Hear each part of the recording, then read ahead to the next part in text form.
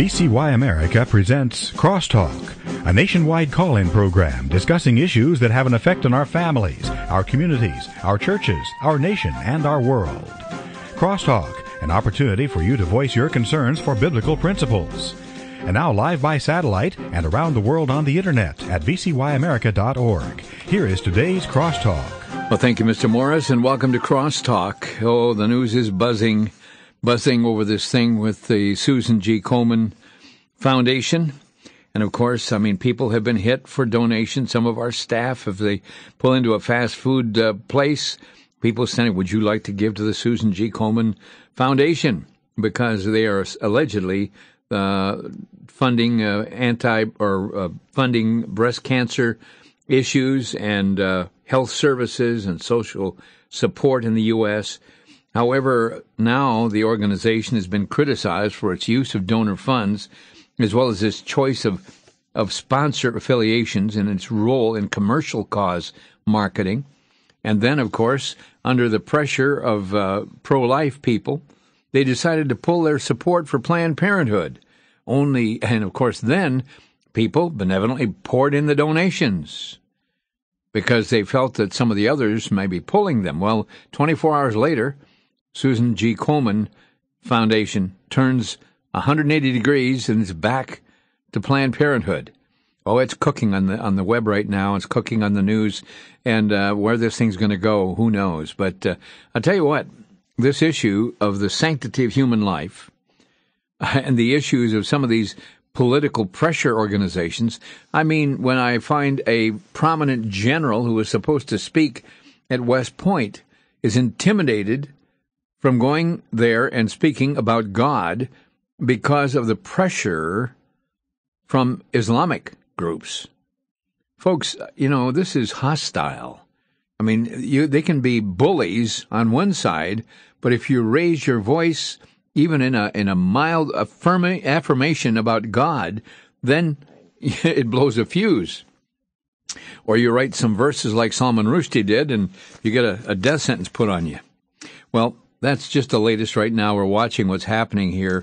And, of course, it was Susan G. Komen Board of Directors and Founders and the CEO, Nancy Brinker. They want to apologize to American public for recent decisions that have cast doubt on our commitments in our mission to save women's lives. Well, what happens if some of those women are preborn little women that haven't been born yet? Saving women's lives. That's an interesting line. Well, that's not our topic today. Our topic is one that I think, yesterday, what I saw happening on the issue of Eric Holder, our top lawman, our top cop. We're going to talk about that today, and nobody better equipped to deal with it because Larry Pratt is the executive director of Gun Owners of America and is right on the cutting edge of what has happened, what's happening in this issue, the thing that they call Fast and Furious. And right now, Larry, good to have you online. Thank you so much, Vic. Good to be with you. Larry, yesterday, the United States Attorney General Eric Holder was on the hot spot. He was on the hot seat, appearing before the House Oversight and Government Reform Committee pertaining to Fast and Furious. And before we talk about what happened yesterday, give us a brief view on what Fast and Furious is so that those who may not have the full story can come up to speed. First of all, what it's not. It's not like previous programs where they would try to interdict guns that they were letting be sold illegally. Once they had some illegal buyer and they knew the gun was on the way to Mexico, most likely, that's when they'd make an arrest or try to. Fast and Furious was a deliberate decision to open the floodgates so that the flood of iron could run into Mexico. Some 2,000 guns and 300 dead Mexicans later, and a couple of federal officials of ours are the running total of the toll of a program that was ostensibly to identify who and where the bad boys were in Mexico. Well, we pretty much know who they are, and we often know where they are. Its problem is just getting them. They're dug in pretty well. It just wasn't plausible on its face that you track anything by covering your eyes and say, okay, bye-bye, gun, have a nice walk. And so these guns were being deliberately walked into Mexico. Dealers were being told, approve that sale, even though in many cases the dealer said, this doesn't look right. The guy drives up in a sputtering jalopy and buys 4 rifles cash. Yeah. You don't have a problem with that? So, this was the kind of stuff that was going on. And what is so horrifying about it is men who became whistleblowers subsequently told the headquarters in D.C. and Justice and ATF, this is nuts. This is bound to get somebody killed. And that's exactly what happened. They knew that would happen. They were hoping it would happen. They were pleased to see that the crime rate was actually indeed increasing in Mexico and the dead bodies were coming in. And that was, we know from email that had been put into the record that was all being done to try to change the narrative on the gun control issue so that they could go and push through more gun control. It is the most monstrous thing, and the cover-up that's been accomplished is at least equal to that of Nixon's. And whereas Nixon's was a penny ante sort of burglary where nobody was killed, the intentions were just as evil, but nevertheless, nobody was killed. They weren't trying to kill anybody. This administration was trying to get people killed. Larry, the interesting thing, of course, the emails released that would seem to contradict now Attorney General's statements, because when this thing first broke, we heard him say, well, when did you find out about this?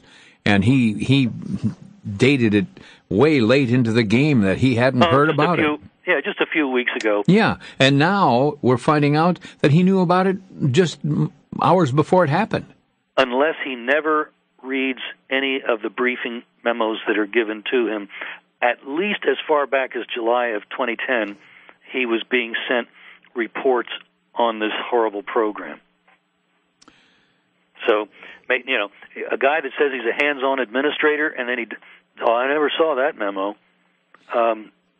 That's perjury, my friend. Well, when you find out about the death of a border agent, I mean, this is critical stuff. I mean, and if you're the top cop and you're running this thing, how something of this magnitude to claim that the Attorney General had no connection to it makes it hard to believe.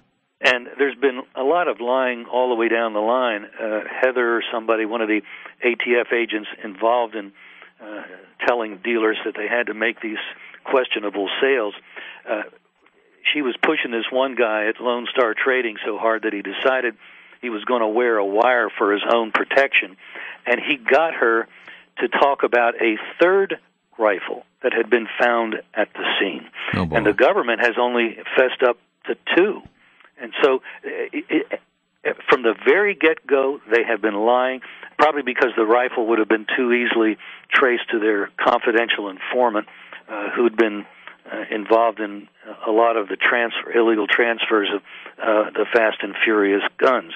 Now, this is very ugly, that we have government agents who are willing to go to those lengths: murder, conspiracy to commit murder, perjury, obstruction of justice, and then to watch the hearing yesterday, something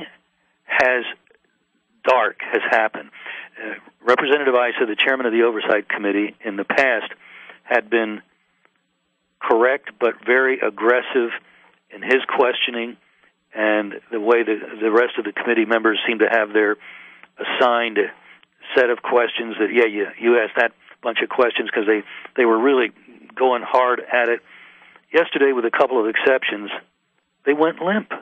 It was, and we're now beginning to find that we don't have anybody going public yet, but we've got about 3-4 sources that say, well, it was Boehner.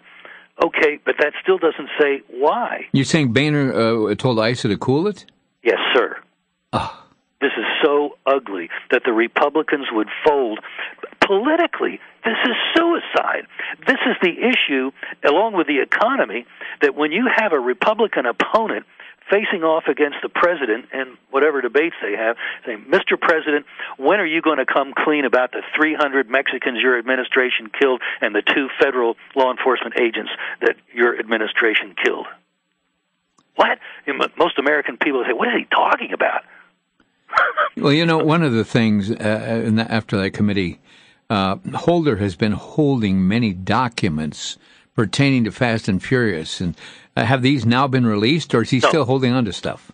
Oh, he's holding on to the stuff that they have said they really want, and that right there should have been the refusal once again during this hearing to no, I can't commit to that. That's when the chairman should have interrupted and said, will the committee come to order? I wish to have a vote on impeaching Mr. Holder. It's so outrageous. He sits there as if he's King Tut and just point blank tells him, no, I can't commit to that. Well, Larry, as I watch some of this mischief, I call it mischief, that we've seen going on in high ranks of government, and I hear the heartache that comes from the typical listener, somebody do something. Right. And this is somebody's got to find the hot button where the law. But you see, the Constitution's been literally the heart's taken out of it. Yeah. And we have attorneys that will not even support the Constitution. That's the president's vow. That's his vow when he comes in as to uphold and defend the Constitution. Well, the way these guys think, I'll pledge to uphold the evolving Constitution because I'm now the evolver-in-chief. Okay. Evolving Constitution. Well, they're saying that the Constitution is a living document and it has to change in time. Well, if somebody goes to the bank and takes out a loan and says, that contract that I signed to pay you back on these terms, it's evolving, it's growing.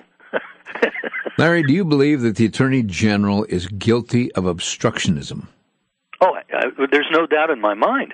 He and his subordinates have flat out told the Congress, take a hike.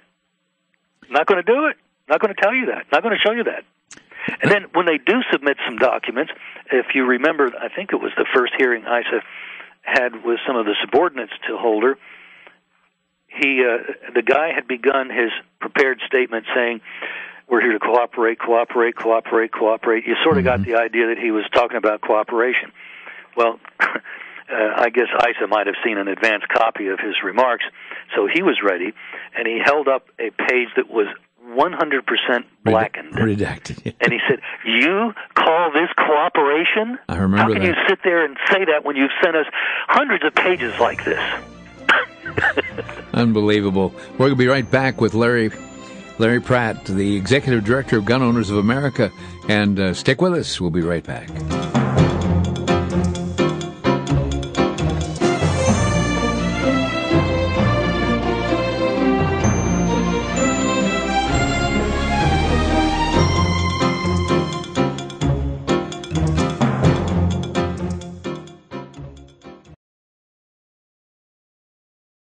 Back to Genesis with Dr. John Morris, president of the Institute for Creation Research. Dr. Morris, will scientists ever understand the origin of the universe? Not if they continue to ignore Scripture, they won't. The Creator tells us just how He did it, and it wasn't through a Big Bang. Actually, the Big Bang is in serious scientific trouble these days. Some of today's best theories on the origin of the universe are being proposed by creationists who assume Scripture is correct and build their theories on that. Dr. Russell Humphreys of ICR has a wonderful book entitled Starlight in Time, giving one possibility. It's more scientific than the Big Bang, and it's Scripture-based. One thing I know for absolute sure, whatever theoretical approximation is the best, it'll be consistent with the plain truth of Scripture. That's what we read when we go back to Genesis. Thanks, Dr. Morris. For more information, visit us on the web at icr.org. I'm Chris O'Brien. Thanks for tuning in.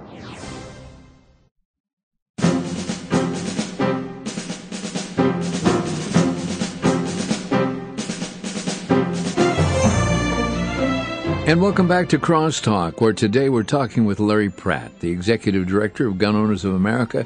We're talking about this thing called Fast and Furious, and no, it hasn't gone away. In fact, it's getting more heated in Congress in Washington, but I think it should get a lot more heated than it is, Larry, and if I gather what you're saying, I mean, good grief, this is the sixth time the Attorney General has appeared before Congress on this issue. And do you believe we will ever see anything come out of this, or is this just a lot of heated talk?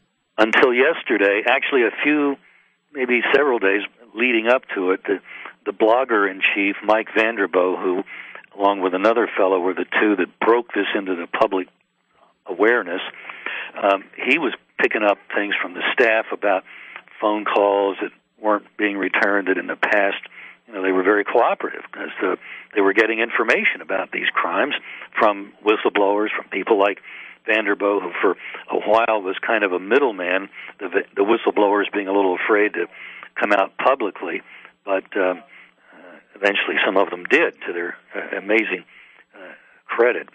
And I'm, as you know, no fan of the Bureau of Alcohol, Tobacco, Firearms, and Explosives. I think it should be done away with, along with many other unconstitutional bureaus, departments, and agencies here in Washington. But the personal integrity of these agents is really impressive, because they knew that they would be walking into a buzzsaw when they became public whistleblowers. And that's what's happened. They've been transferred. They've been put in rooms with nothing to do, no phone on the desk, hoping that they would be driven to resign. Now, Democrats on the committee yesterday said that the Department of Justice's gun-walking activity did not begin with Fast and Furious under the Obama administration, but they pitch it back to the days of President Bush. Is there truth to that claim at all? Only that illegal sales were being permitted, but it was for the purpose of interdiction, making arrests in the United States. And when they found that they couldn't do that successfully enough, they shut it down. There was no intention to send guns into Mexico under what was called wide receiver at the time. The gun walker, the Fast and Furious program, was an Obama administration invention. And just like Nixon and Watergate, I'm reasonably certain that Obama knew nothing about this until it exploded in everybody's faces. But what he and Richard Nixon have in common is their dishonest response to it. Rather than firing people, he's shuffled people around, moved them to nicer jobs in Washington from the field, or from ATF over to the Justice Department, Maine Justice Department, things like that. There have been, there was one assistant U.S. attorney who resigned in Phoenix, and that's about it. And he was obviously thrown under the bus. Now, folks, again, follow this very carefully. Many of us, you say, okay, the Attorney General and ATF, the Department of Justice, decided that they were going to send more guns than you would ever consider in a gun-walking thing, and we would assume that the idea was to do as even President Bush had done, and that is, when the gun is sold, you follow the guy that bought it and you arrest him. It's called a sting operation or whatever. Exactly. But the situation here, when you come to find out that if it was done with one or two or half a dozen or a dozen guns publicly, nobody'd know about it. Let me add something else. The night that Border Patrol agent Brian Terry was murdered about 18 miles north of the Mexican border in a canyon known to be used by traffickers,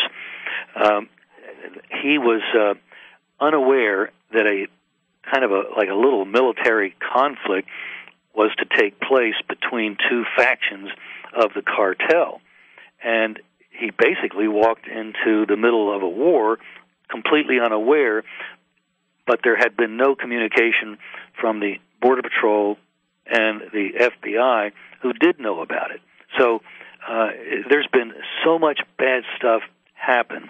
And of the 4 people that were involved in the group that murdered Terry, 3 were deported back to Mexico. Does that look suspicious? You know, Larry, when we realize this, and of course, as I was mentioning, if it was 3 or 4 or even a dozen guns or traffickers that were nailed wherever, that wouldn't really make headlines. But when they are 2,000 guns occurs, as many of our listeners may not realize, that was not done in order to just trace the gun, but it appears to have creating a news event. An event that the place is lousy with guns. And boy, we as a country have got to do something and shut down on gun trafficking and whatever, because they had, in essence, instigated the issue.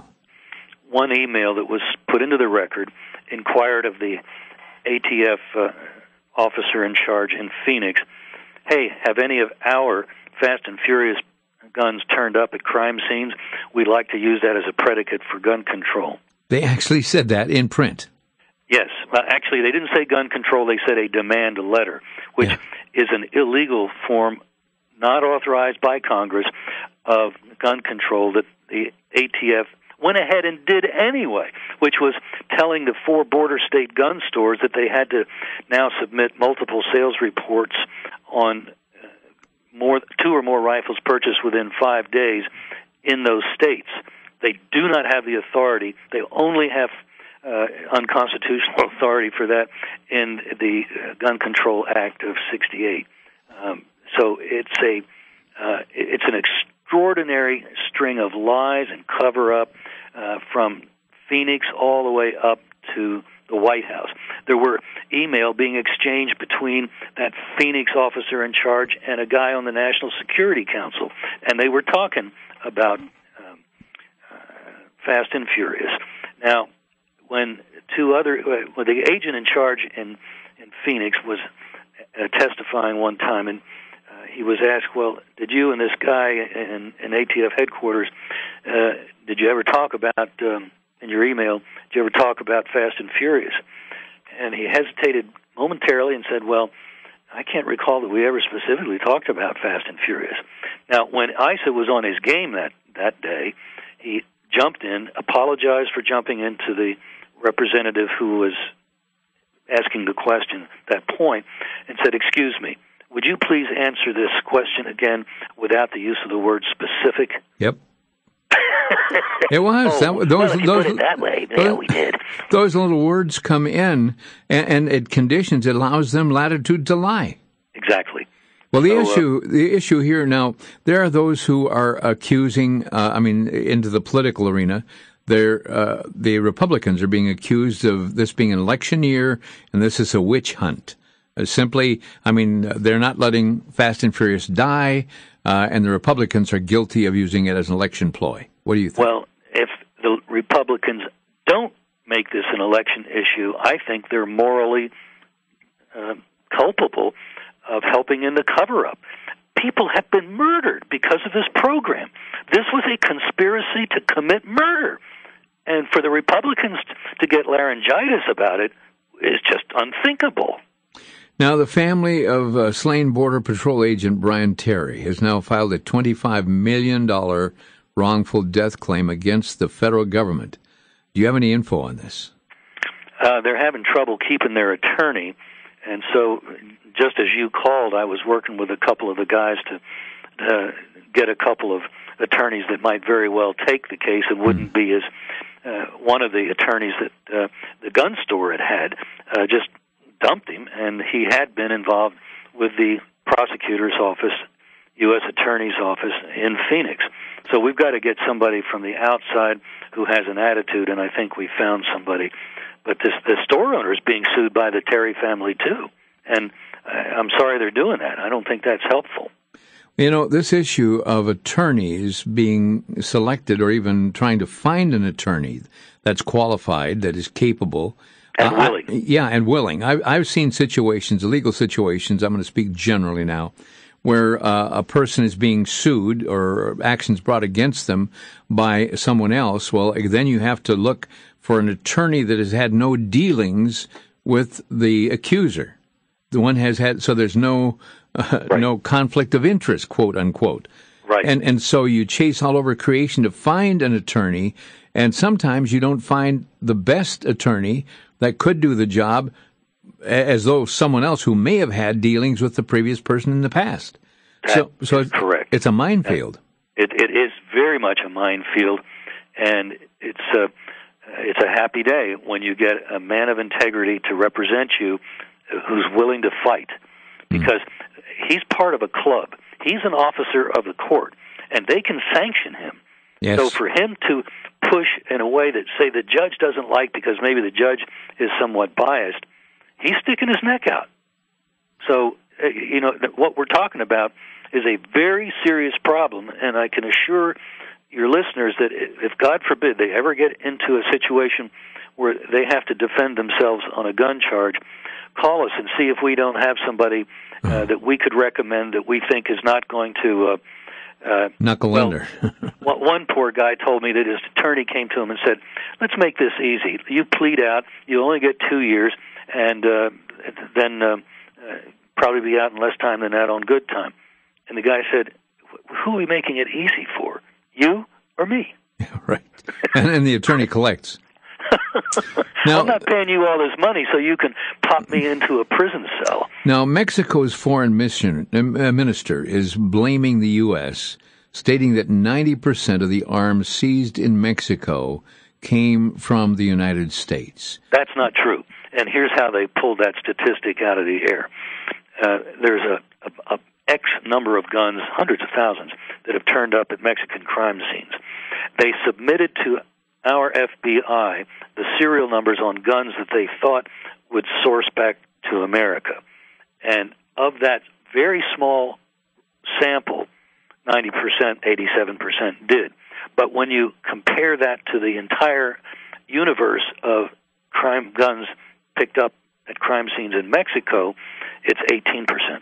Oh, wow.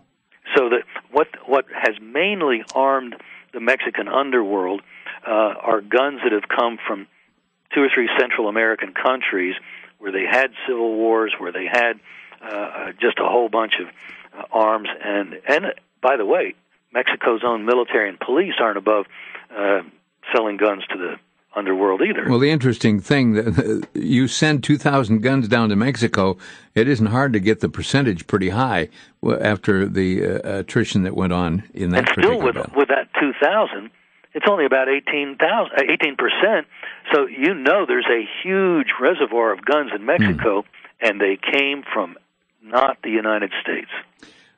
Sometimes I wonder where some of these guns are coming from as well.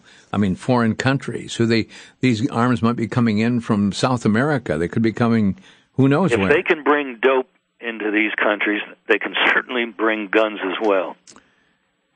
We're talking with Larry Pratt, the Executive Director of Gun Owners of America. We're going to be opening our phone lines after the break. In fact, I'm going to open them right now so that you can join us.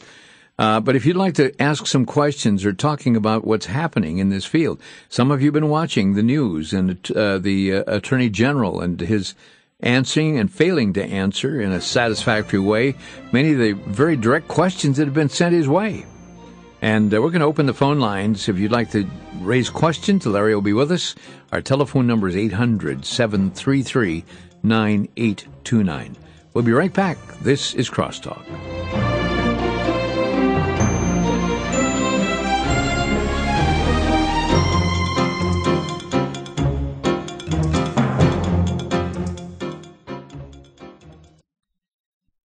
Here at VCY, we believe that we are to be salt and light in our society.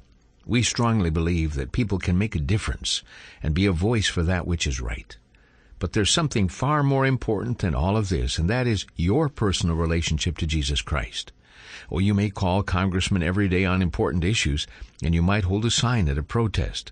But unless you know Jesus as your personal Savior, you're missing out on the most important thing in life. I'd like to send you a small brochure entitled, Where Will You Spend Eternity?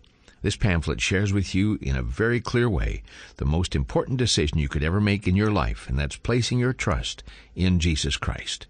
Our telephone number is 800-729-9829. Call and ask for your free copy of Where Will You Spend Eternity?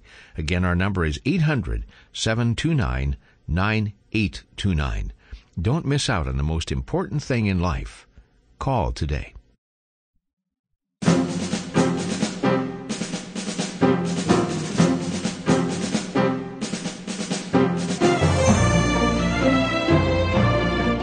And welcome back to Crosstalk. We're looking forward to your calls, and right now the lines are jammed, literally.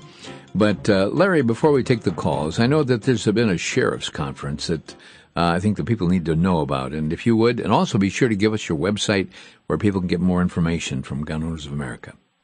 Well, let's start with that. We're at gunowners.org, and we have right on the front page a red button, and sign up to receive GOA alerts. So if you go to gunowners.org, you can get maybe weekly, as a rule, an update on something going on in Capitol Hill and what you can do about it. We'll embed an email that you can send to the appropriate elected official dealing with that issue, whether it's a good one or a bad one. So gunowners.org. There is good news out there, and I found it in Las Vegas, of all places. Oh, my. These constitutional sheriffs had a conference there. It is the, let's see if I can get this right, Constitutional Sheriffs and Peace Officers Association. It was their first gathering. Sheriff Richard Mack, who's rather well known for having led the way on pushing back against the Brady Law, it had a provision for the first 5 years, the chief law enforcement officer of a county would have to, that would of course be the sheriff in almost every place in the country, would have to do a background check.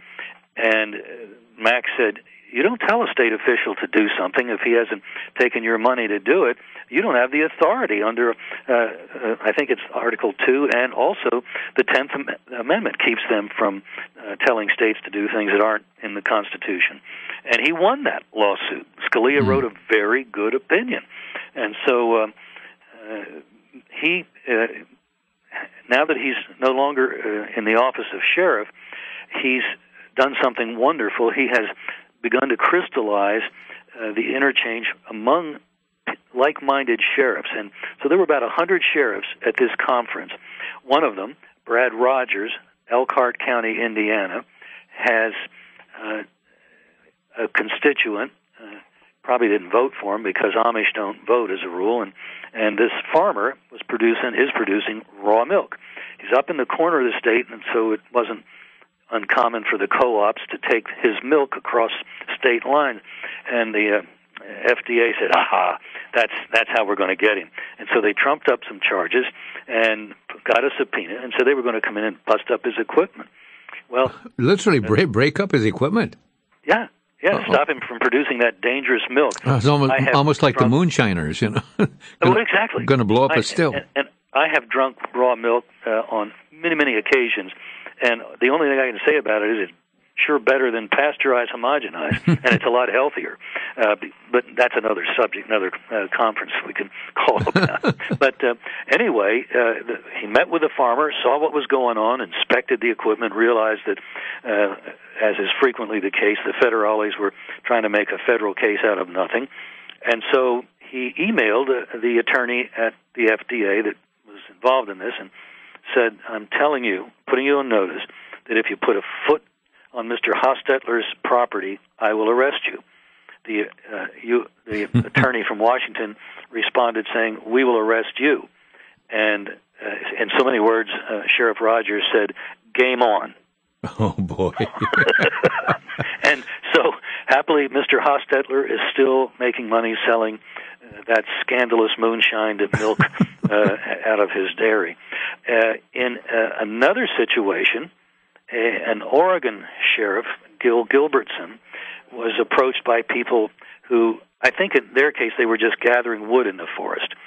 And they were told that they couldn't do that, and he said, you don't have any authority over these. You have no police power in these forests.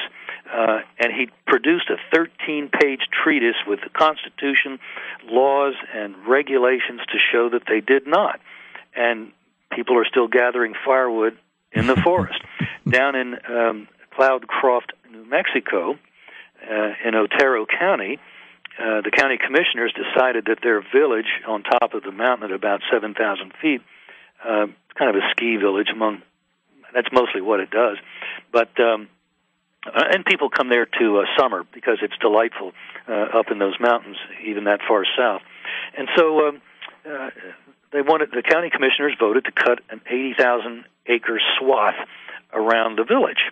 And the federales, the Forest Service, said, if you do that, we'll arrest you. And the sheriff said, if you do that, I will arrest you. The trees got cut. Oh, my goodness. Well, this again, you see, the issue, ladies and gentlemen, today, the issue of government that has outgrown its purpose and its franchise, really. And we've got the federal government, Big Brother is indeed seeking to, and I want all the good things that can be offered by our federal agencies, but this thing has grown into a monster. Now, we're dealing with, we have an interesting story here. Here at the studios yesterday, we had a test done because I think everybody realizes that the fluorescent light bulbs that we enjoy all over the country are being changed now, so forbidden. They've been told they can't make certain light bulbs in the very near future. Incandescent light bulbs, yeah. Well, even the fluorescent ones, they're talking about phasing out certain kinds and having to go to smaller ones, etc. Yeah. And so we found out that to redo our building here and our broadcast buildings would be in excess of $38,000. Well, what could be wrong with that? Well, yeah, over 400 light fixtures here in this one building. Well, at any rate, what came out of this, Larry, is that, so we said, well, bring in a test unit. And they brought in the test unit, and we, in that studio, turned on a receiver that would be used in the field of news gathering, and found that 21 places on the dial were being obscured by the fixtures, by the RF signal that was going out, literally interfering with our ability to use a news gathering radio. 21 separate spurious frequencies that are being transmitted. Now, but wait, there's more. Oh, when yeah. one of those things breaks, you've got a mercury vapor toxic swamp on your hands. That's right. Well, and this was only, now bear in mind, now this is in a room with two of them. Now, if each of those little boxes they call ballasts, now those are new types of ballasts, if we have 400 light fixtures, that's 800 of those little transmitters in a building that is sensitive to broadcast equipment. And you can't do it. Well, my personal response to that idiocy was to have laid up a rather large inventory of the first bulb to be banned. Now, they've postponed it a little bit, but I don't trust them. As soon as they think our back's turned, they'll be back and let the new deadline become the law, quote unquote. And so stockpiling is the answer, as far as I can tell. Well, I think we're going to go out and get some kerosene lanterns. I did my homework in high school up to my 11th grade in kerosene light, so we may be running our studios with kerosene light. Let's go to the phones right now. Pennsylvania, Ron, you've been so patient. You're on the air with Larry Pratt. Hello. Yes, sir. Larry, I'm a retired federal agent, and first of all, I want to thank you very much for bringing this informational program. And I thank Larry Pratt for his insight and guidance, and Congressman Issa for his tenacity going after Holder. I watched him yesterday, and Holder stonewalled because he knows he has a buddy in the president. But anyhow, my point is, please follow up and make sure we protect those whistleblower federal agents who stuck their necks way out. I did that in my career, and I suffered for it, trust me. I've seen what has been done to these whistleblowers already in this case. The Justice Department knows that the marshals are not going to arrest anybody in the Justice Department because they're part of the Justice Department. And so the only way I think we have a chance to do this, especially if for some reason Issa has been taken off the scent, is to have prosecutors in Arizona bring the necessary charges. They held meetings. Their conspiracy was conducted in Phoenix when they were plotting this horrible program. So there's a way to go after these guys. And isn't it interesting that it's your former colleagues that blew the whistle? The guys that were committing the crimes, directing the crimes, were bureaucrats and lawyers and had never had a boot on the ground with a piece on their hip. Well, you sound like you were with me. And another thing that gets me is I look at all the guns in Fast and Furious, and I'm a gun collector. I see 1919 A4 air-cooled machine guns, RPGs, and all this stuff. which I cannot find in my local sporting goods store. But no, in every gun show I've been to, they didn't have them available either. Right. Ron? Anyhow, you guys are doing a wonderful job, and I have the address of VCY America. I'm going to make a contribution so we have more of this enlightenment to those who do not know what's happening out there. Ron, thank you. Check gun owners out at gunowners.org. Thank you, Ron. Yes, sir. Thank you so much for this fine program, Vic. Okay. Retired federal agent has lots to share. Let's go to Chuck in Michigan. Chuck, you're on the air. Hello, Chuck. Oh, yes. I just had a question for your guest. Yes. I'm wondering if there's any way down the road that they would try and prosecute Holder for any of this stuff. Not at the federal level until and unless there's a new president of the United States who has a different attorney general. If a Republican gets elected president this year, my first candidate for attorney general would be Michelle Bachmann. She's pretty feisty, and I think she would pursue these guys. There are other people, certainly not the only one, but she'd make a great attorney general, and I think she has the belly for it. Thank you much, Chuck. I'm going to Martin on the road in Wisconsin. Martin, you're on the air. Hello, how you doing? First time caller, second time listener. Glad to have you on board. Thank you. Very interesting topic here. This Eric Holder thing really has me stressed out. And the reason why, because myself, I'm an African American. And when you sit here and when you watch a man that has the power in his hand to sit in front of American people and lie and blatantly lie about what he knew and when he knew it, we have to do something about this. I mean, I don't know what we can do as taxpayers and citizens, but we really have to do something about this administration. Mm-hmm. Well, the Congress does have it in its power. I don't see that it has the backbone for it, but they could bring charges, vote upon those charges, criminal charges, in the House of Representatives, and assuming it carries, they could have the Sergeant at Arms send out Capitol Police who have jurisdiction throughout the District of Columbia and arrest Eric Holder. There's a little pokey that I didn't know until last year up on Capitol Hill. So you and I could be paying for his meals in a different venue. Oh, my. Well, Jim in Plymouth, Wisconsin. Jim, you're on the air. Yes. From what the man said that's hosting the show, it sounded as though Congress is keeping cool about this and not pressing the issue about justice. In the last hearing yesterday, that seemed to be the case. We're not sure who did what, who made such a decision, but Issa was decidedly more restrained and less on the edge than he had been in the past. We're very concerned. Thank you very much, Jim, for your call. We're going to take a break and have about 8 minutes at the end of the show. On the last segment, if you'd like to get on the line, we have 2 open lines right now. 800-733-9829. Larry Pratt, President of Gun Owners of America, with us today. We'll be right back.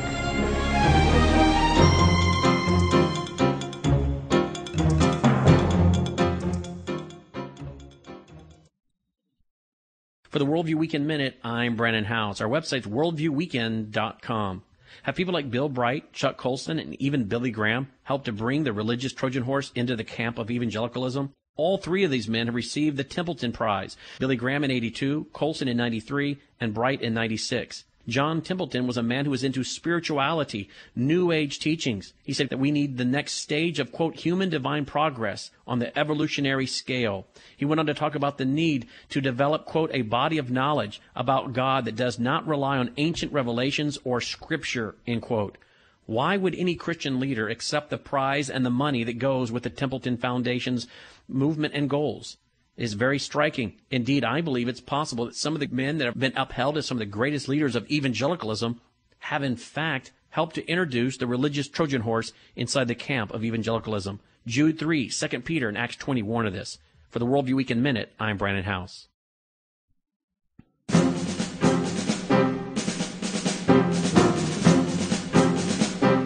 And welcome back to Crosstalk, and we're taking calls, as many as we can here in this last segment.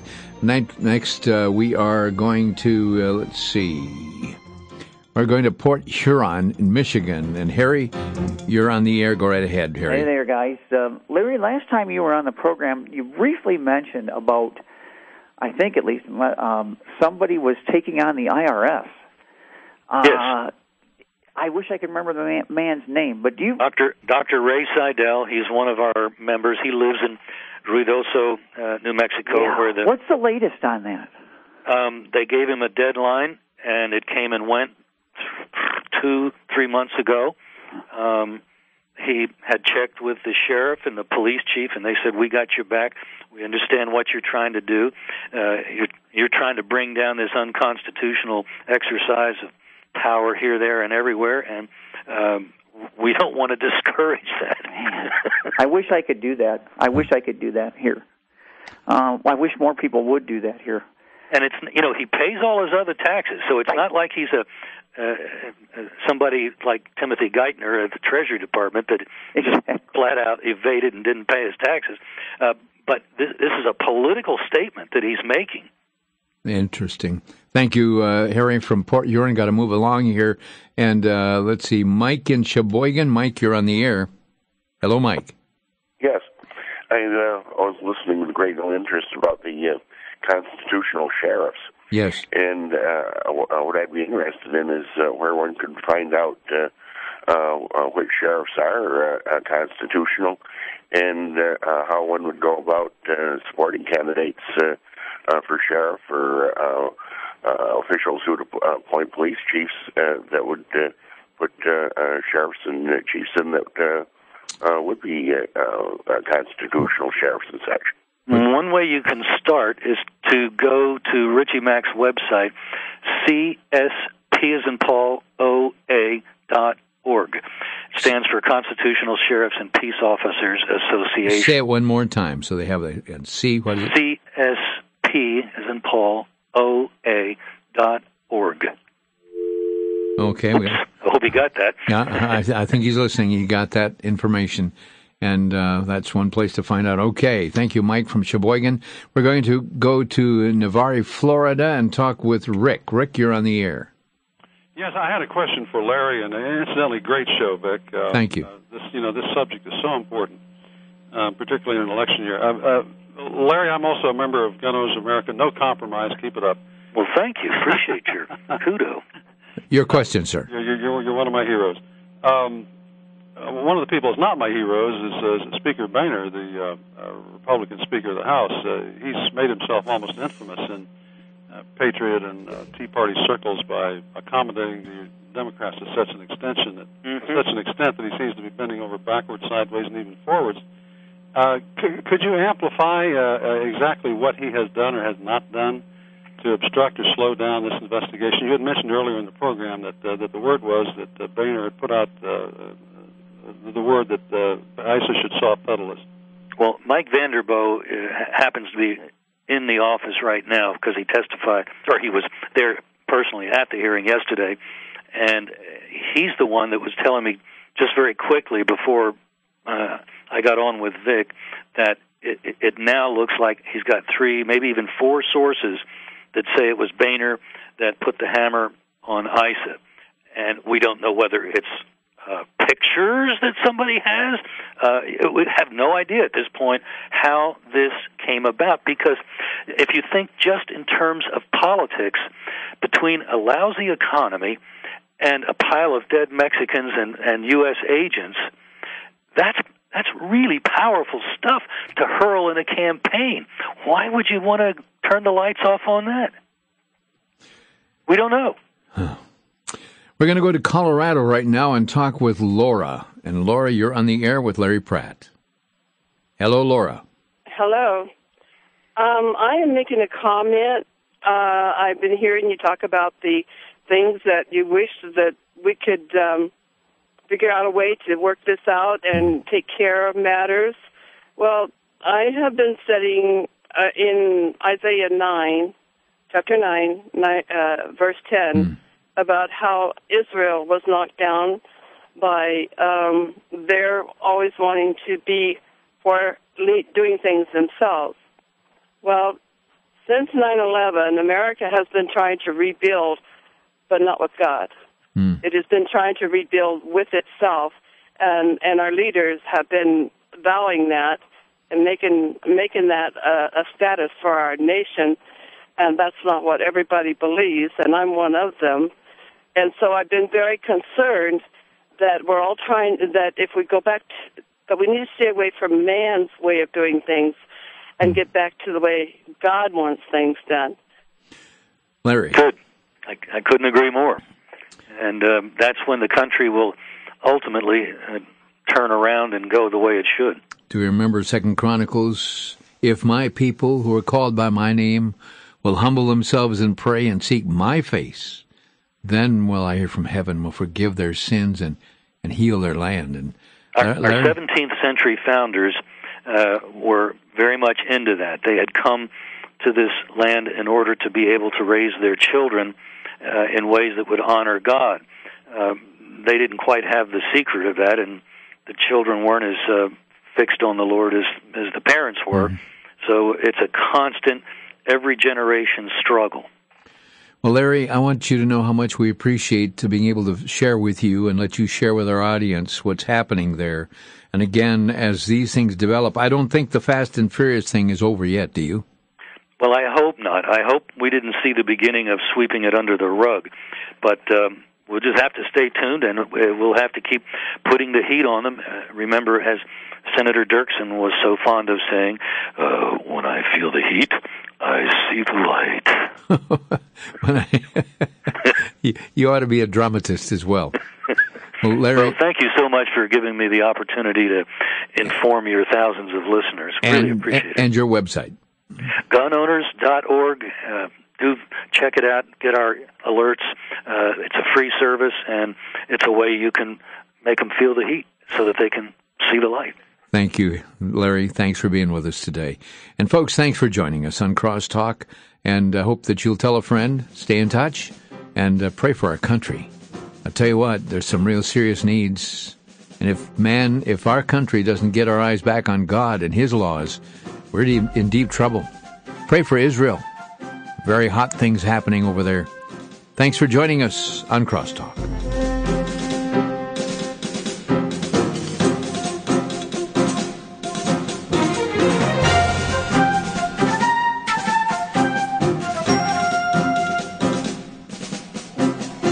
You've been listening to Crosstalk via satellite and the internet from VCY America. Views expressed may or may not be those of this station.